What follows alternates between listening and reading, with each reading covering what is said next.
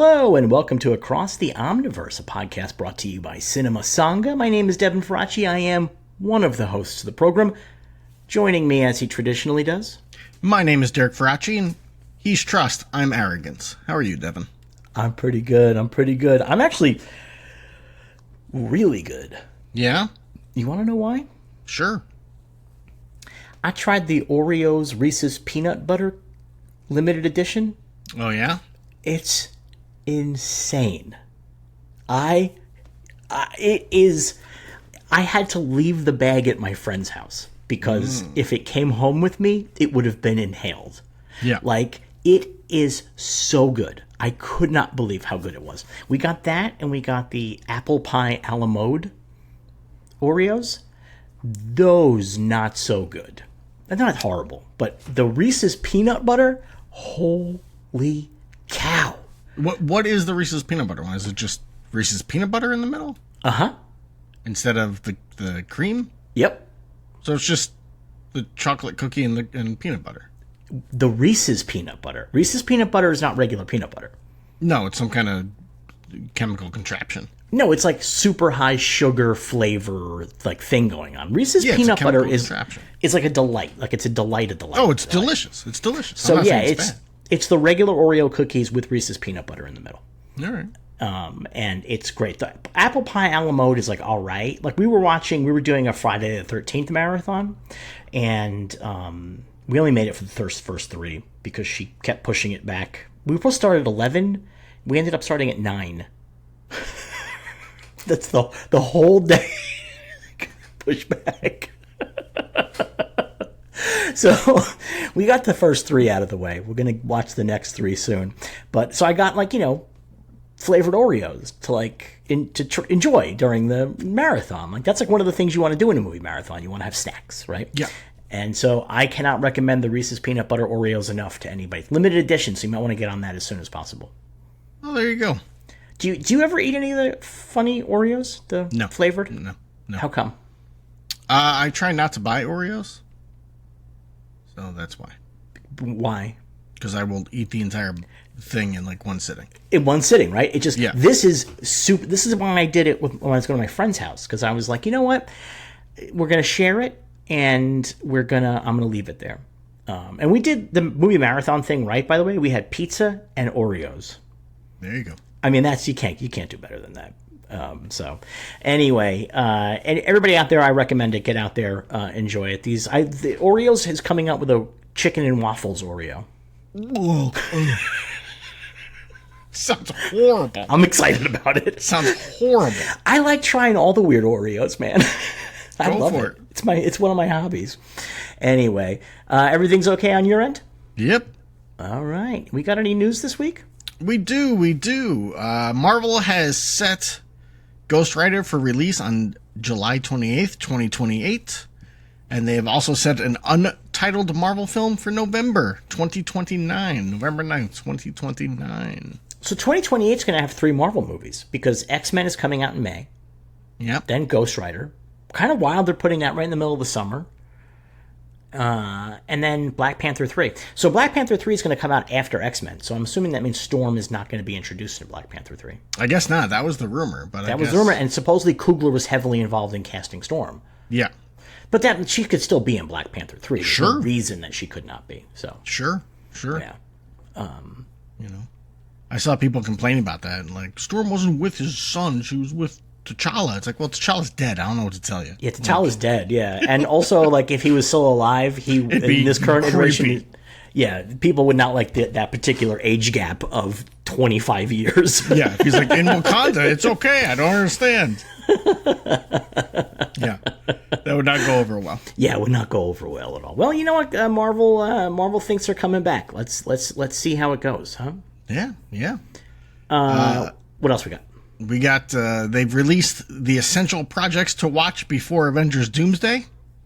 It includes X-Men, X2, Captain America, The First Avenger, The Avengers, Avengers Infinity War, Avengers Endgame, Loki, Shang-Chi, Spider-Man No Way Home, Black Panther, Wakanda Forever, Captain America, Brave New World, Deadpool and Wolverine, Doctor Strange and the Multiverse of Madness, Thunderbolts, and Fantastic Four First Steps.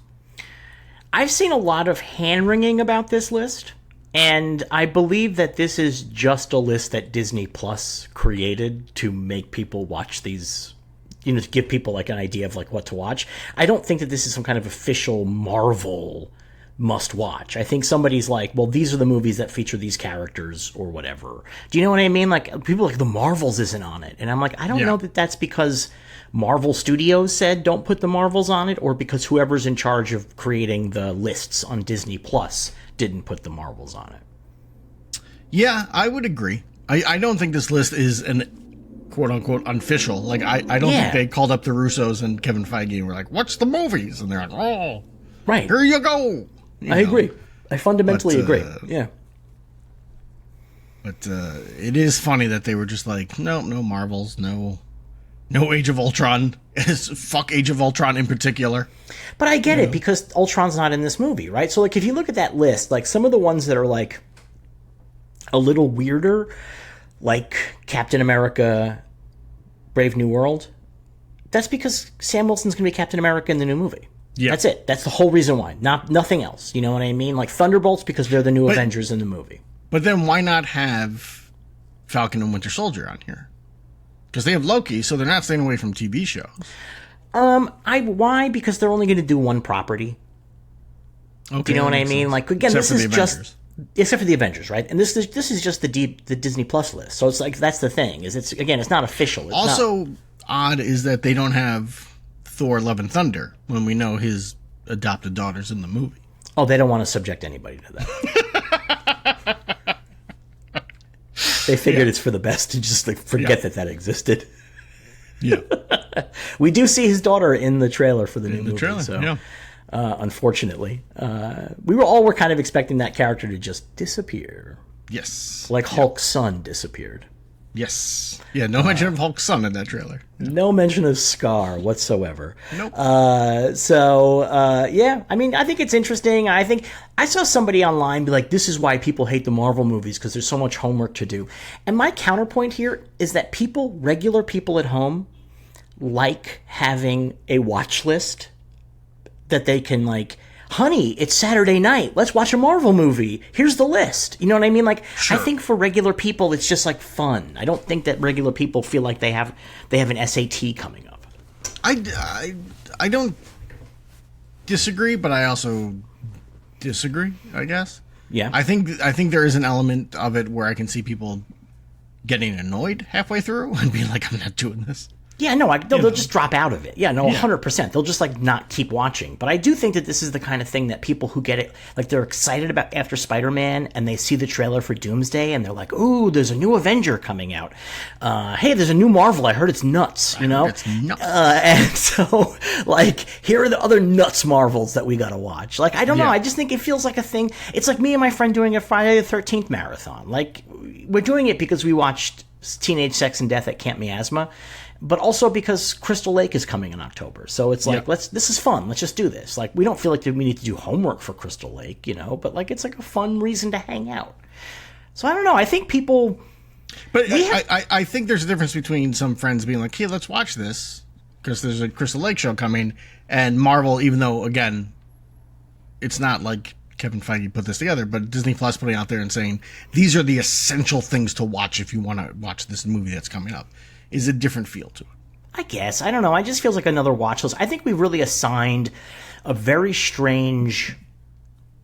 I saw somebody on Reddit post like, I about Lanterns, like, I'm waiting for the whole season to be done and then read the reviews. He goes, that's what I was able to skip the last 3 seasons of Game of Thrones, and because I did that. And somebody replied to him, wow, what did you do with the extra 24 hours that you put into your life?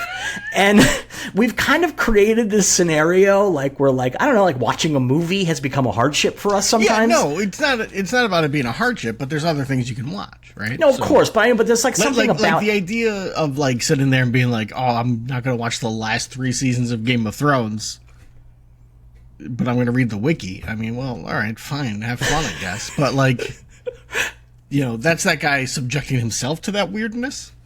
But I think that's the thing, is that's how we treat a lot of this stuff, though. It's like, oh, you got to have watched these movies. I'm like, all right, like I watch those movies, or I don't. Like, okay, like it's like not that big a deal. And for the Marvel movies, I really don't think you ever need to watch anything. I think they're pretty good about that. Yeah, you never need to watch them, and that's the other thing. You never need to watch them. But also, it's this creation of this idea of like, if you like Marvel movies and you want to see Doomsday, that it's a negative to watch previous Marvel movies. Now, meanwhile, everybody online, if there's like a new Ridley Scott movie coming out, everybody's like, I'm watching every Ridley Scott movie ever made. And you're why are you doing that? Like, you don't have to do the research on the Ridley Scott filmography.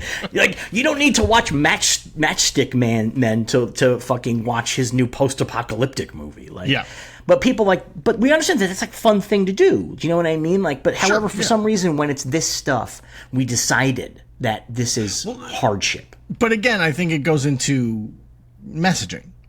You know, them putting essentials. It's definitely one thing where, like, every Marvel, we've discussed this before, every Marvel movie that comes out, Kevin Feige goes out there and says, this is really important to what's coming up after. Yeah. You have to see this. And that starts to make people feel like, oh my God, am I watching this movie because I'm going to enjoy it, or because I want to make sure I understand the next one that I might enjoy? You know, it's, I guess. I think program people into that thought process at a certain point. Yeah, I mean, I guess. I think that people like that. The regular people like that. They like knowing that the thing that they're going to watch matters. Sure, I guess. Now, maybe. you know, whether or not that does is another question altogether, but that's the selling point, is that this one matters. But that's all marketing. This is the event of the season. You got to see this movie. We don't use that language as much anymore, but once upon a time, it was like the movie everyone must see this summer. You know, like that was like part of the marketing language that we used to have. The catchphrase for Coupon the movie. Everyone legally must see. By law, must see Coupon the movie. I love that sketch. But like, I don't know. I just find some of the like online hand wringing about like, hey, so Marvel says that you should watch some movies that you enjoyed watching. Like, I mean, like, it's just like, you know. Oh yeah, I mean, it's online, you know. People are gonna complain no matter what they do, no matter what they say. You know, if they came out and they're like, you don't have to watch anything before Doomsday, then people will be like, why'd you make 30 movies before it then? You know, like, you know, it's part of the deal. All right, what else we got? It looks like the Pleasantville Blu-ray 4K release has been edited with no explanation. And it's like really weird, right? No, it's not. I think it makes perfect sense. Why do you think it makes perfect sense? I mean, I think it's weird to do it, I suppose, but I think I know why they edited it. Why did they do it? So they edited out the line of Reese Witherspoon's character saying, I did the slut thing, David. It got kind of old. I think they edited it out because as they were getting ready to put this out, maybe the director, maybe somebody else was like, that line doesn't work anymore. Like, that's, you know, when this movie came out 20 years ago or whatever, whatever, it was misogynistic then, but we didn't pay as much attention to it then. Now it stands out more, and it makes her look like it's got a bad vibe to it. Let's get rid of that line. Yeah, but here's the deal. One, the movie exists, right? Like, as the article that EW wrote notes, you can watch this movie on streaming right now, and it has that line in it. Yeah. It isn't like they've but like that. But the other thing that's weird about it, though, is that like contextually, what's happening here is that at the end of the movie, they are leaving Pleasantville, and Reese Witherspoon decides to stay behind in the black and white TV world. And that's her reasoning, is that she did the slut thing outside and she wants something more traditional. Now, does that line feel weird today in our strange world of trad wives and stuff? Yeah, I guess a little bit. But like, I don't know. You can't just keep tinkering with movies to make them current. Like, that just doesn't work. I think it's a bad idea to edit this kind of stuff out. Like, it's in there, just leave it. But I think that's my theory on why it's gone. I actually wonder if that's actually the problem here is that they actually just took a cut that did not have that line, an airline cut or a foreign cut or something, and use that as the basis for the 4K. I wonder if it's as innocent as that. The irony is that Pleasantville is a movie that is sort of decrying censorship. It's sort of a movie that's about how the old way of making the world black and white was not correct, and then they censor it. So it's kind of weird. Yeah. It could also be that it's Shout Factory, and at least once every quarter, Shout Factory has to do a recall some kind of movie. This is a regularly scheduled recall.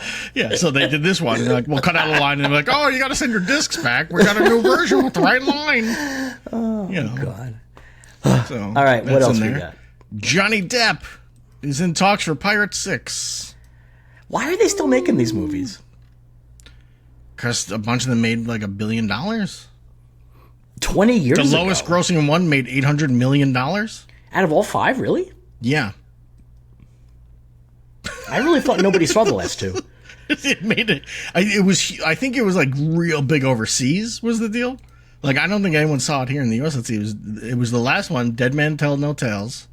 It was the last one that made $800 million worldwide. And if Wikipedia would open, we could see it cost $320 million. Yeah, it's really expensive, yeah. Box office, U.S. and Canada, it made... nothing. We'll find it. This is riveting. I mean, it's funny because it came out a bunch of years ago. If it made that much money, why are they not turning these things around faster? It's not because they're working on the story and the script, because these movies suck. I think it's because the last one made $800 million and cost $320 million. So it really kind of money. It didn't actually make money. Yeah, it was so expensive that they made a good amount of money at the box office, but it was so expensive that it was almost impossible to recoup their investment. Yeah, but the slow reintroduction of Johnny Depp, we need to end this right now. And it's not even about cancellation stuff or whatever. He's a scumbag. He's just disgusting to look at. Yeah, Johnny Depp is just you watch him and you can smell whiskey and cigarettes coming off your TV screen. Yeah. He's disgusting. And I am done looking at Johnny Depp's face. I just don't want to do it anymore. And I wish that I hope that Ebenezer fucking tanks, a disastrously bad tanking, so that maybe they can get through their heads that people don't want to look at Johnny Depp anymore. He's still got a weird fan base going. I know, but he's made a couple of movies in his exile period that nobody saw. So, he made plenty of movies before his exile period that nobody saw. That's true. That is true. He was he's the weirdest movie star in that, he's never been that big of a movie star. He's had, the Pirates movies and, I guess, Willy Wonka, but otherwise most of his movies do okay. I mean, he's in Alice in Wonderland. He's a bunch of those Burton movies did really well. I mean, Edward Scissorhands did really well, and it's a classic, right? He's got the filmography kind of, but it really is Jack Sparrow that has made him a $1 billion guy. Yeah, but only with certain projects. That's the thing. Yeah. Oh, God, did you see Dead Men Tell No Tales? No, I think the last one of these I saw was the third one. The 4 and 5 are awful. They are truly terrible fucking movies. I thought the third one was awful. I walked out of the third one, I was I don't know what happened. Yeah, the third one's kind of really impossible to follow. It's really confusing and big and blustery, but at least it's entertaining, I thought. I did not think so. I remember I watched it once. I was I'm confused. Everything's too loud and too crazy, and I don't know what's happening. I don't know who anybody is. Everything's too loud. Who's this guy? Yeah. That's what I felt like the entire movie. That came out 15 years ago, too. So you weren't even that old yet. No, but it was just a movie where everyone's yelling the entire movie. It's a Goonies movie. The entire movie is just people yelling and then cannons going off. And it's can anyone just have a conversation? And it wasn't it 3 hours? It was forever. They're all really long. Yeah, they're all really long. The first one I still think is great. I rewatched the first one last year. I was this is a great movie. This is just a good, fun, exciting movie. And then the second one I don't really remember very well either. Yeah. I remember the effects in the second one being really good. Yeah. Anyway, Miracle Man might be coming to the 616 Marvel Comics soon. So there you go. Why? Why is that happening? How is that happening? Because of the whole Ultimate Universe discs, whatever those things are called, origin boxes. Yes, so here's the story for those that aren't reading the Marvel comics at home. They created another Ultimate Universe, which is most people listening to this, which is sort of like a reboot universe, where the adventures of your favorite superheroes can happen in a more contemporary canon-free environment, and they ended it. But what they did is that in this universe, all of the superheroes got their powers from origin boxes, because it's supposed to be canon-free, but the evil Mr. Fantastic from the previous Ultimate Universe created these origin boxes to create his own versions of the superheroes.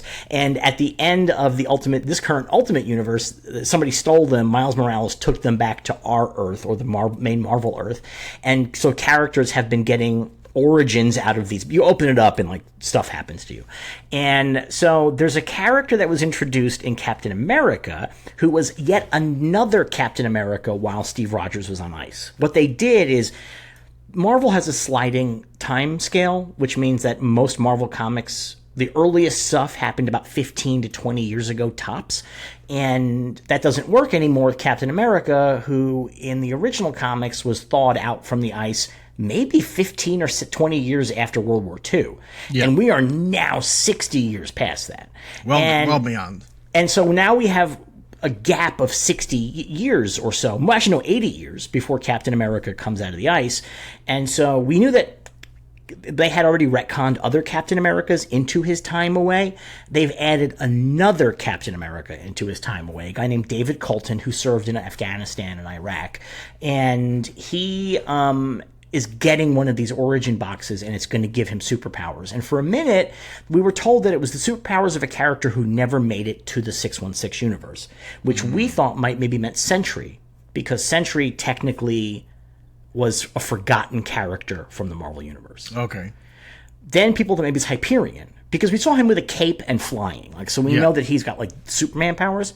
And then people thought it was Hyperion from Squadron Supreme, who is from different universes. But now, according to Bleeding Cool, what they're hearing is that it's actually Marvel Man, a.k.a. Miracle Man. Derek, who is this guy?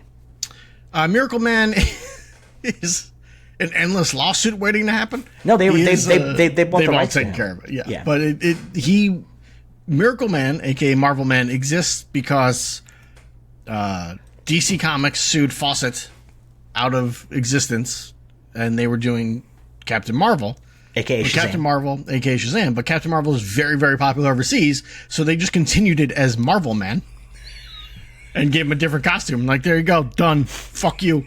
And then that ran for a while, and then it ended. Well, they also gave him a new phrase. He no longer says Shazam. He gave him a new phrase. He says Komoda. Komoda. Yeah. And then that ended.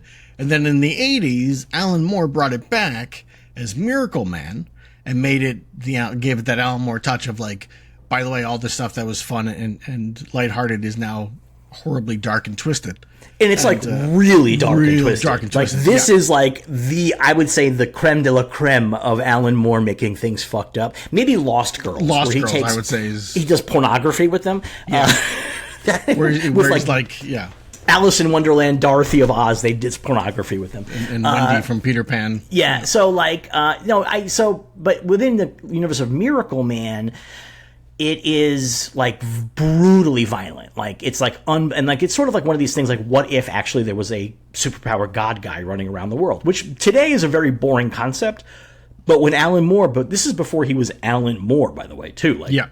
This is kind of what turned him into Alan Moore. This is the work that got him attention. And this was something nobody was doing. And so he wrote this whole storyline. He had this whole idea of like multiple chapters. He ended up leaving it. It ended up in the hands of Neil Gaiman. And then Marvel was licensing it. And finally, Marvel actually bought Miracle Man. Now, Neil Gaiman was going to write one final volume called The Dark Age. And that never happened, and now Neil Gaiman is never writing anything ever again for the majors. And so it's not really clear what's ever going to happen to Marvel/Miracle Man. He was called Miracle Man in the U.S. because Marvel Comics, it was just too confusing. But Marvel does own the character now, and they did do reprints. Now, some of the reprints, by the way, were edited. They're still too graphic for modern days, including a scene of a baby being born that includes an open vagina, and then Marvel edited that out of the reprints. But so anyway, the rumor is that this is going to be Marvel Man brought into the 616 universe. Now, what's funny is that this Bleeding Cool article actually references Tom Brevoort, one of the top editors at Marvel, talking about DC bringing the Watchmen characters into the main DC universe, and he's like, it's the stupidest fucking idea. Like, maybe you kind of want to see Rorschach fighting Batman, but at the same time, it just makes these characters not special. And that's kind of what's happening here. And in fact, all the way down to its Alan Moore characters again. So it's kind of interesting if that's what's happening. If that is what's happening, one, Tom Brevoort, he sucks. So you got that going for you. He was out there last year talking about like how comics should use AI. So yeah, F him.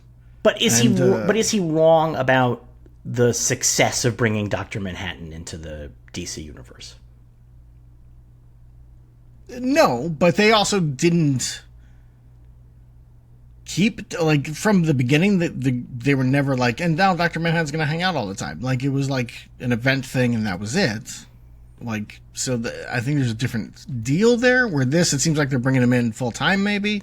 But yeah, also, but as David Coulson, though, he won't be the same guy. He won't be the same guy, and also I think the same as we've seen with the Sentry and with they've created like 3 different Superman type characters in the last 20 years, and every single one they introduce him, and after a year they're like, this guy's too powerful to exist within the Marvel nobody comics. cares about him. Yeah. Or nobody cares. They don't fit. That kind of power level does not fit into Marvel well. Right. And so they just kind of like float away and then like every now and then show up in the background of an event storyline, and then that's it, Like Sentry, Hyperion, Blue Marvel. I'm trying to think. There's probably another 1 or 2 Superman level. I mean, like, technically Guardian, but like he lives in space, so who cares? Yeah, They can he's make a cosmic guy. He's he cosmic. Does whatever. Does whatever. But like the guys that are around on Earth, those are the guys. Blue Marvel is really, really powerful, and he's never in anything. And he's another one of those characters that was like, oh, he was there the whole time. Yeah, I'm just kind of curious if this actually happens. And they have been, I guess, setting this up since 2021. Yes, because there was actually a pretty decent little miniseries about like Kang fighting Kang, and it included at the end of the miniseries sort of like a look ahead, like through time, and the Miracle Man logo was part of that thing. And a bunch of the stuff that they talk about in that actually has come to pass in the Marvel Universe. So it's kind of interesting. You know what my favorite accidental come to pass is? What's that? Is at the end of Doomsday Clock, where Jeff Johns does a thing and he shows like the next like 30 years of stories that he would do if DC would just let him do whatever he wanted, I guess. And one of them was like, in 2025, the universes collide and great heroes from 2 different worlds meet, and it's a Marvel DC crossover, and then that ended up happening. Yeah, there you go.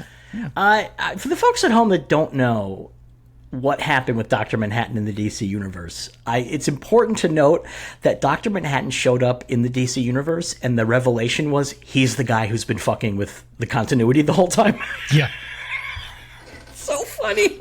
Yeah. Like, it's such a terrible idea. It's so funny. Oh, it's very bad. And it's just like, ooh. Yeah. Yeah. It was a bad idea. Yeah, he's like, I took 10 years away from you guys. I wanted to see how you'd react. Like, it was like a lot of that. Like, it's really crazy. It was very bad idea. And now no one speaks of it. No. Doomsday Clock does not get it brought up. I do think Doomsday Clock is a very interesting examination of why characters like the Watchmen can't last long term, and why Superman can, because you need characters that have hope and positive outlooks at things in order for stories to continue. Yeah. And I think that aspect of it is very interesting. That series sets up a whole bunch of stuff, and before, like, it was so delayed, like, and then before it was even halfway done, DC was like, none of that's happening in regular continuity anymore. Don't worry about it. So, because it was set up like a whole thing of like superheroes becoming outlawed and all this kind of stuff, and they were like, no, we're not doing any of that. Yeah. We fired everybody, so we're moving on. Anyway. You got any other news? We do. It's Welcome to Derry has finally been renewed for a 2nd season. I thought it already was. I thought it was too, and then according to Deadline, the holdup was HBO was waiting for the showrunners to give them a pitch for a 2nd season. You gotta be shitting me. Nope. Nope. What would take this long? Where did the line go? I saw it before. We're told the move had been expected for some time. HBO was simply waiting on the creative take for the new season. Yeah, which is crazy because the first season sets up the second season.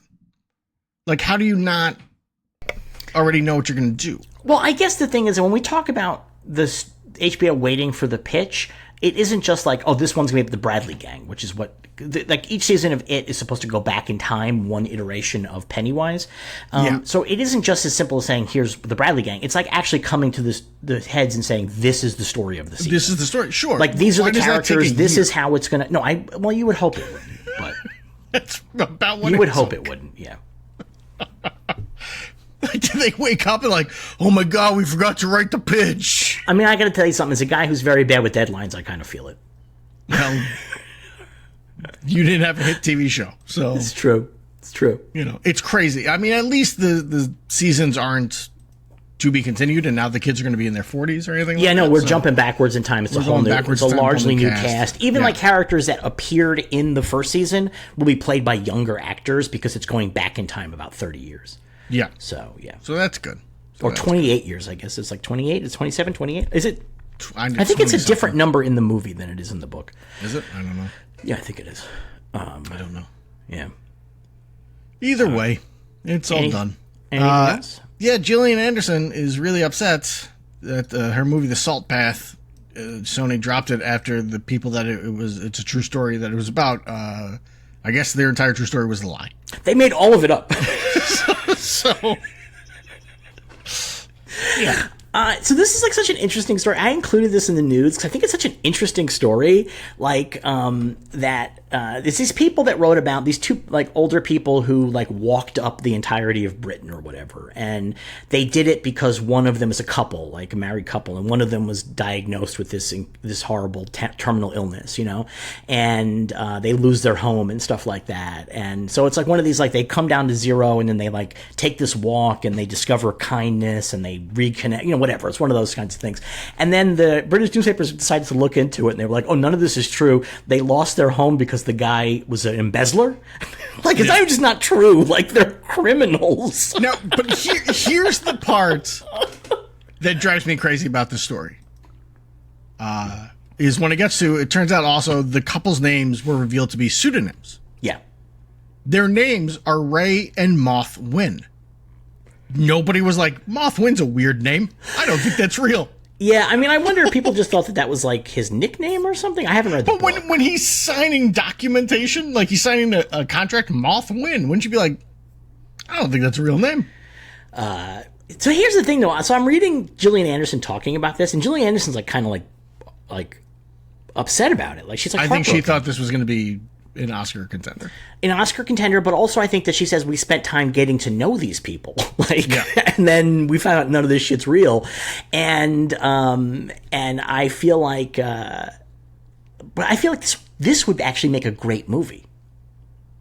Oh sure, yeah. Do you know what I mean? Like a movie about they're making a movie about somebody's memoir, and then it's as they're making it, it's discovered that it's all fake. Like that's like a really interesting concept for a movie, frankly. Yeah. Yeah, like there must be a movie that's like that in some way. Of somebody who makes up a story and then they're making a movie about them. I mean, they have movies and books about those things that happened in real life, like Shattered. But I'm saying like that. a joke one is what I'm saying. Okay, a comedy one. There must be one. I refuse to accept that we just stumbled on a great concept. It's funny though; they got really boned because the fucking news story about them being liars came out the exact week they were about to sign with Sony to distribute it. Yeah, like. Totally, like if it had come out a week later, this would be a totally different thing. They would be with Sony right now, but now they're with a very small distributor. It's not going to get as much attention. It's her and Jason Isaacs. I mean, that's a good cast. I mean, like watching those two walk along the English countryside, that sounds like a nice time. Sure. Jason Isaacs as Moth Wynn. Yeah. Or Ray Wynn. I don't know which is Ray and which is Moth. He's Moth. Okay. Yeah. There you go. Yeah, he's Moth. Yeah. So. Well. Now David Duchovny gets to call her and be like, which one of us is the gullible character now? Who's the one that believes everything they see now? And that's it for news. We got letters this week. We do. Our first one's from Ben. It says, hello, Brothers Faraci. A question came up the other day in the Discord, and I'd love if you can weigh in. Is the Peter Parker of the MCU still a virgin? I remember a similar question about Captain America around the time of Civil War coming out to the point that it's addressed during She-Hulk. Will Peter Parker's purity be put in approximate picture? I think that he fucked MJ. I think he's still a virgin. You think so? Yeah. You think he's really? You think he's a virgin? Wow. I don't. There's never given a point where they could have had sex. Why not? Why not in between movie 2 and 3?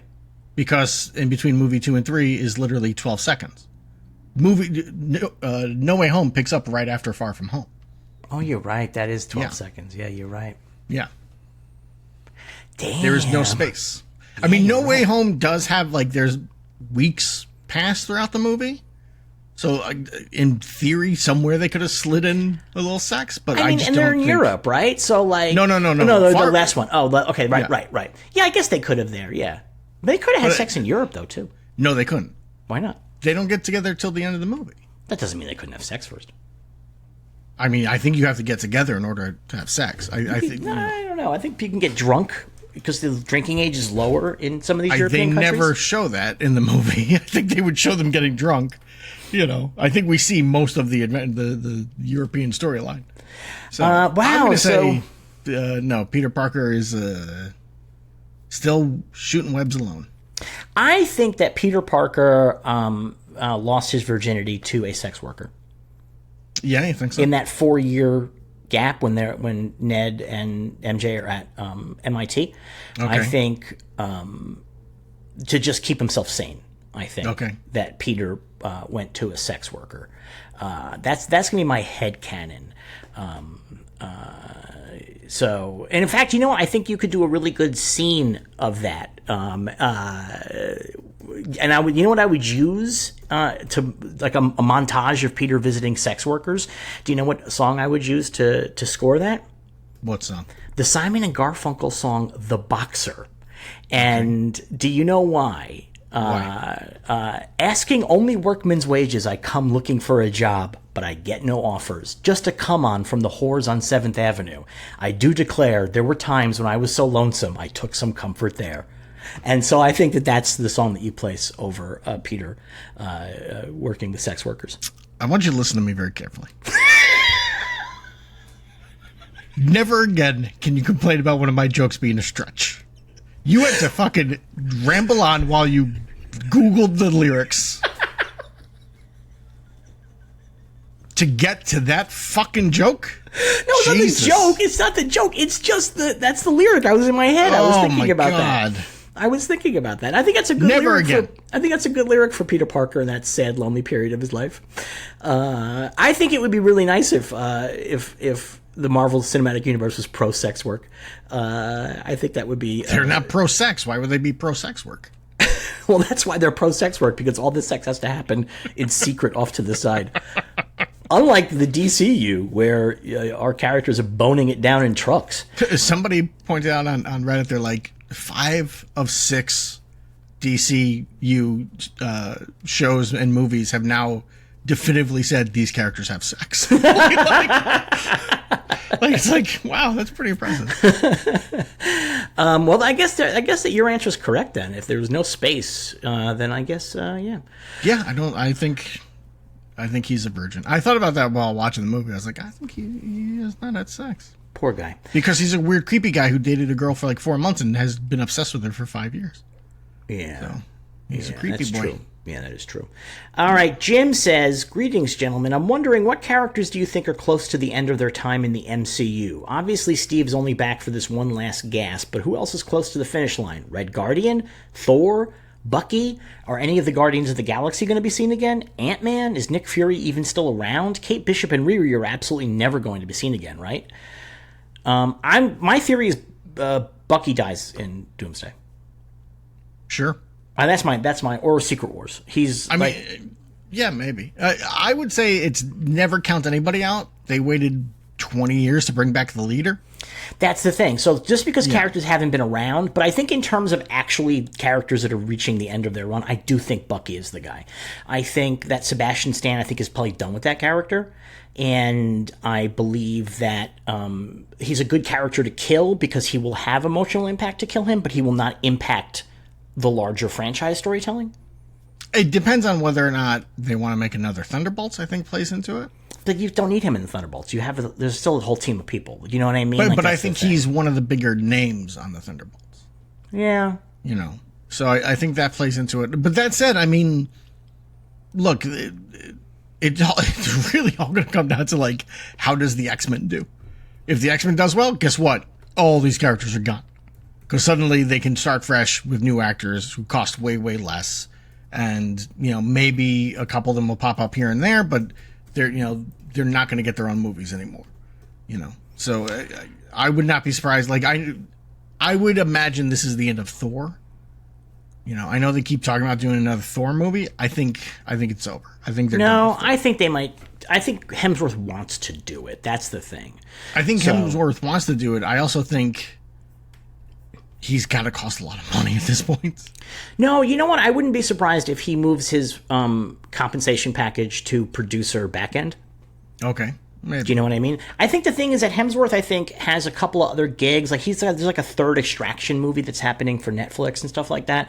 But I don't think that he doesn't seem as willing to just fuck off as Chris Evans seems to be. You know what I mean? Yeah. Yeah. Like Chris Evans is just kind of happy to be around. But I don't know. I mean, he's spoken a lot. I think that he feels like Love and Thunder was bad, and he wants to kind of redeem himself and the character before he ends it. He's not wrong. I mean, it is bad. I agree. Yeah. But, yeah. Samuel L. Jackson is still around as Nick Fury, although he's very old. Do you know there's the next movie that Samuel L. Jackson is in?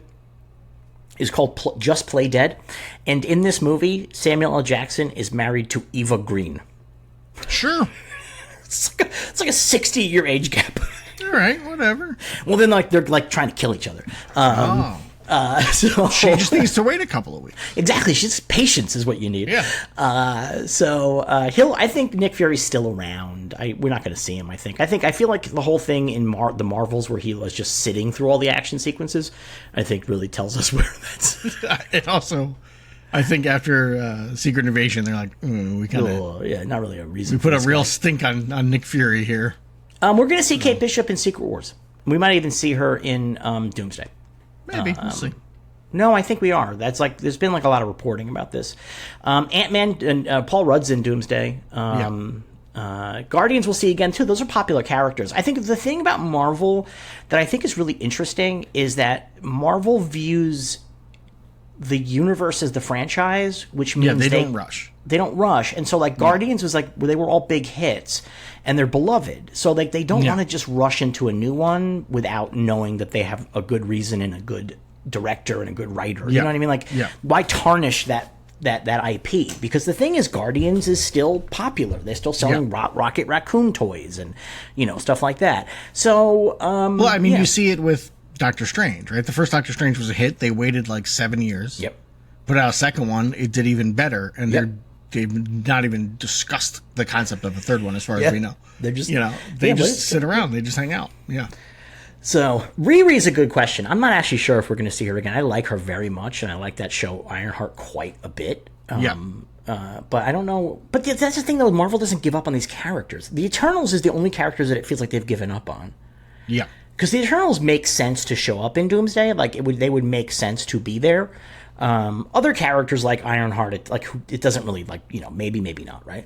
But like the Eternals, at least one of them it would make sense, and they're not doing that. So I don't know. Somebody be like, remember that giant head thing showed up in the middle of the sky? Well, how many years? Said we're going to be judged. I mean, they did eventually deal with the giant statue in the ocean. So yes. But that's different than the giant head that was like, you will be judged. I just kind of like the idea that that's just the kind of shit that happens. That just happens. That's one of the things, I don't know, we'll talk about it later, but like one of the things like in Lanterns is that you get the sense that like these people live in a world where they're like, oh yeah, there was like an invasion fleet the other week. Like there's like a real sense of that, which I like, you know what I mean? Because that's what it's like to be in a comic book universe. You're just sort of like, yeah, there's a giant head, I don't know, never came back. I guess the superheroes took care of it. Yep. There's a great bit in... I forgot which comic it is. It's a DC book, obviously, but it's something where like there's a bunch of commotion going on and people are running away, and there's like a guy sitting at outside at like a coffee shop, and someone's like, "Don't you see what's coming? Get out of the way!" He's like, "Look, the sky turns red every 3 weeks. Who cares at this point?" And it's like, yeah, there you go, there you go. All right, our last letter comes to us from Gordon. Hello, Brothers Faraci. Have you ever considered covering an episode of the Incredible Hulk TV series for your podcast? If you ever do, I would suggest the 2-part episode Prometheus. It is, in my opinion, the most comic-like story the series ever aired, like a Bill Mantlo Hulk story in live action. It also has Bill Bixby stretching his acting chops beyond the usual shtick of David Banner. For me, the series is a balm to a bullied kid on the spectrum. I guess we were just called weird back then. Today, I'm thrilled that my 2 kids like to watch this old gem with their old man. Love all your shows. Thank you, Gordon. We have done 2 episodes on... We've done 2 movies. 2 movies. Yeah. Were those Watchmen's or those were Marvel? I believe they were Watchmen. I believe they were Watchmen. They weren't not Marvel 100%. Visions? I cannot say for sure, but I believe they were Watchmen. Well, we did the Trial of the Incredible Hulk, and we did the Thor one. The Death of the Incredible Hulk. So we did Daredevil and Thor crossovers. I mean, yeah, the Incredible Hulk show is on the list of potential shows to dip into during off seasons. Like, look, 100%. Gordon, I'm going to let you know right now. There was like a 4-year period where I was the Incredible Hulk every Halloween. I had an Incredible Hulk Halloween bucket.